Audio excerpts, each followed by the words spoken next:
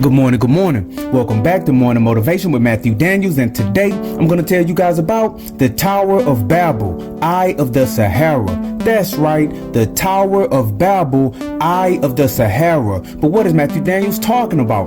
A long time ago, somewhere in the area that we call the Sahara Desert today, mankind was trying to rebuild society after a horrendous flood occurred several centuries prior. This flood killed off almost everything on the earth which contained the breath of life.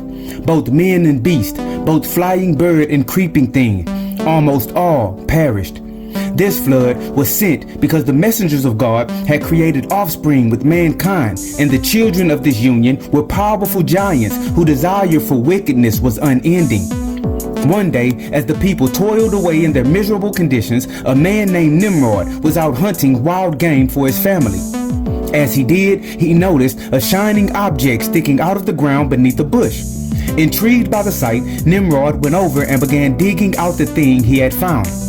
Once he held it in his hands, he noticed that it was inscribed all around with writings in the language of the giants who died in the flood. Examining it closely, Nimrod was shocked when a blast of wind blew forth from the tip of it and created a whirlwind which spun for a while and then died.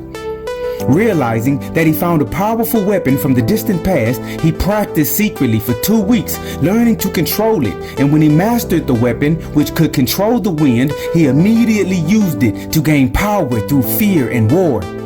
Nimrod forced all men within his reach to submit to his rule, and he began to rule them with an iron fist. One day, he saw someone praying to God to end his rule, and this defiance drove him mad. "Not even God himself can defeat me," he boasted. "In fact, I will build a tower to the throne of God and challenge him for rulership over all that exists." Nimrod then forced man to build a high and mighty tower that was 25 miles across at its base, and the people endeavored to build it up to heaven. One of God's messengers saw the tower and told God. Upon hearing the news, God sent his messengers to go on his behalf to inspect the tower and bring the project to an end. The messengers of God then went down and changed the language of all men and women, and this made it impossible for them to finish the tower. Enraged, Nimrod used the weapon to attack the messengers, but they knocked the device from his hands. Looking on horrified, Nimrod and all of the people fled as the weapon malfunctioned and a powerful whirlwind began to form and get larger. Before everyone could get to safety, the whirlwind grew so large that it turned the very desert ground into mush, and the great Tower of Babel sunk beneath the sands. From this, the only thing that remained of Nimrod and his tower was what looked like an eye gazing up into heaven, forever frozen in time for foolishly wishing to go and challenge God. And so, the morning motivation of today is the Tower of Babel, Eye of the Sahara. Sometimes it is better to leave the past buried. If it is buried, it is most likely buried for a reason.